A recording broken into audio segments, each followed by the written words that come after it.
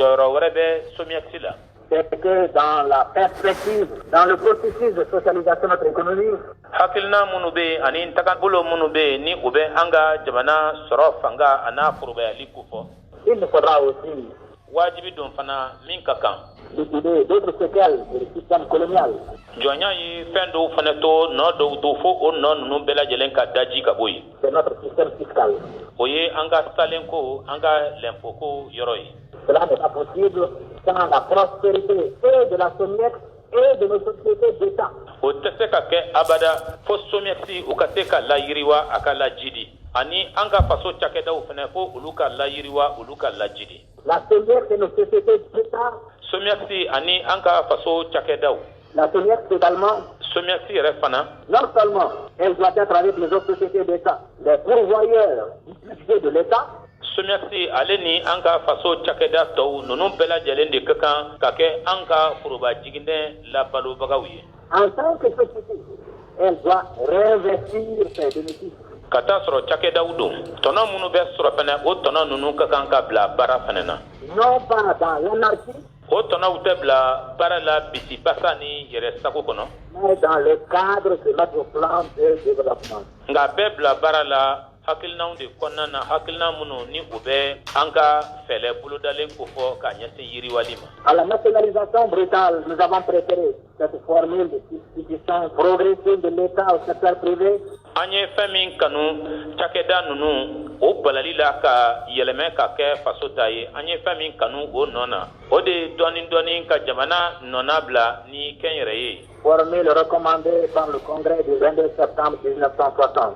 o ye fɛn min ni o laɲini nana ka na kɛ kunnajɛ fɛ ni o ye kɔngɛrɛ ye min kɛra san 1960 ani 60 o tulatin kalo n'o ye san kalo 9 tile 22nan ye. Aux aléas des décisions précipitées et de l'inexpérience dans des domaines complexes et nouveaux pour nos cadres, nous avons préféré la progression lente des instructions nouvelles. ka kɛ ni taabolow ye taabolo minnu ni o bɛ tali kɛ ko latigɛlen na min balala ka kɛ ani faamubaliya minnu ni olu bɛ bolofaraw la bolofara minnu ni olu ɲɛ ka misɛn an ka tagabolow kɔnɔ ni olu ye fɛn kuraw ye an ka tagabolow ma an ye a kanu kɔlɔsili cakɛda ninnu olu ka wuli dɔɔni dɔɔni ka kolo don.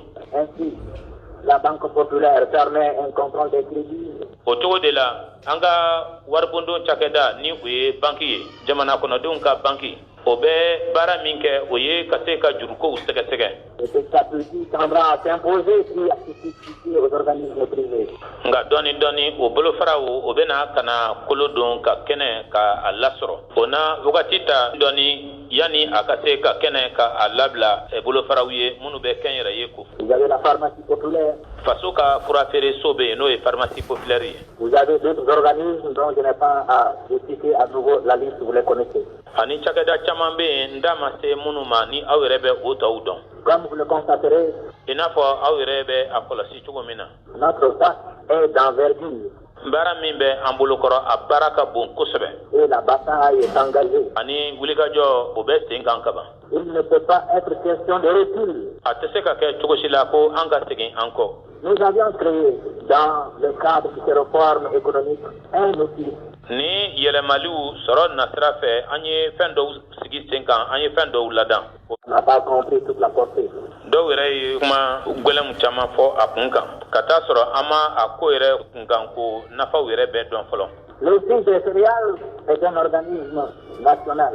sumanko cakɛda o ye cakɛda de ye min bɛ faso ko fɔ. Il inscrit dans les faits la solidarité de toutes les régions de la République du Mali qui est irrésistible. a bɛ ɲɔgɔn dɛmɛ de kofɔ kɛwalew yɛrɛ nasira fɛ mali marayɔrɔw bɛɛ lajɛlen ni ɲɔgɔn cɛ. Il permet à des régions défavorisées. wa a bɛ kɛ sababu ye fɛnɛ marabolow ma marabolo minnu ni olu ka kɔli n'u ka dɛsɛ barika ka bon. D'acquérir à un prix abordable les denrées produites par une autre région. ka sɛnɛfɛnw olu sɔrɔ sɔngɔ nɔgɔn na sɛnɛfɛn minnu ni olu ci kɛra marayɔrɔ wɛrɛw fɛ. Exemple, à Gao, ɲɛjirala na gawo à certaines périodes de l'année, san wagati dɔw bɛ a la les mille se vendent jusqu'à 60 et 70 francs le kilo. tuma dɔw bɛ kɛ a la malo ale bɛ feere dɔrɔmɛ 12 fo ka taa se dɔrɔmɛ 14 ma. Pendant que dans la même période, le mil se vend à 15 francs et même quelquefois moins à Badiangara. Ka taa sɔrɔ o wagati kelen pe yɛrɛ fɛnɛ kɔnɔna na ɲɔ ale bɛ feere dɔrɔmɛ 3 wa hali dɔrɔmɛ 3 bɔ Bandiagara. Mais il y a une solidarité à laquelle vont être fermement attachés les Maliens. Wa ɲɔgɔn dɛmɛ dɔ de bɛ yen ɲɔgɔn dɛmɛ min ni an bɛɛ lajɛlen nɔrɔlen don o la Mali jamana kan. Parce qu'ils nous engagent dans une action plus importante que nous n'avons jamais livrée. Ka d'a kan a bɛ an lata taga sira ɲuman olu de kan sira ɲuman min an ma deli ka min ɲɔgɔnna ye. Il s'agit de lutter pour notre indépendance économique, notre position centrale. Min ko don o de ka kɛlɛ kɛ an ka se ka an ka yɛrɛma hɔrɔnya sɔrɔ nasira fɛ an ka o sɔrɔ. Jɔyɔrɔ min bɛ an na cɛmancɛ yan fan fɛ bolo fɛ. Si nos voisins ne peuvent pas résister à l'influence politique dynamique. Jɔyɔrɔ min ni an sigiɲɔgɔn jamanaw tɛ se o kɔrɔ ka jɔ ni a ye ni kologɛlɛya ye. Pour toutes ces raisons, éléments colonisateurs. Ka da ni dalu bɛɛ lajɛlen kan an marabagaw kɛra minnu ye. Tirant leur super bénéfice de l'ancienne structuration de l'économie de notre pays. Tɔnɔ belebele min tun bɛ yen ni o tun bɛ o sɔrɔ an ka jamana tun bɛ bolokɔrɔ min ka sɔrɔ ta fan fɛ o tɔnɔw bɔlen kɔ ye o tigɛlen kɔ an na. Banquiers, bailleurs de fonds, en base stratégique, hommes d'affaires, il n'y a pas un seul qui ne travaille à l'échec de notre politique, à la non-réalisation de nos actions. Ba ɲumankɛ kɔrɔw minnu tun bɛ nafolow di an ma ka kɔrɔ diɲɛ makobatigiw ka na se a tɔw ma kelen si tɛ u la ne minnu ni olu tɛ ka baara jugu kɛ walasa an bɛ se ka dɛsɛ cogo min na walasa an ye jɔsen minnu ta an kana se ka olu waleya fiyewu. Et il n'y en a pas un seul wa kelen tɛ u la fana. qui ne travaille pour le retour du Mali à l'esclavage colonial.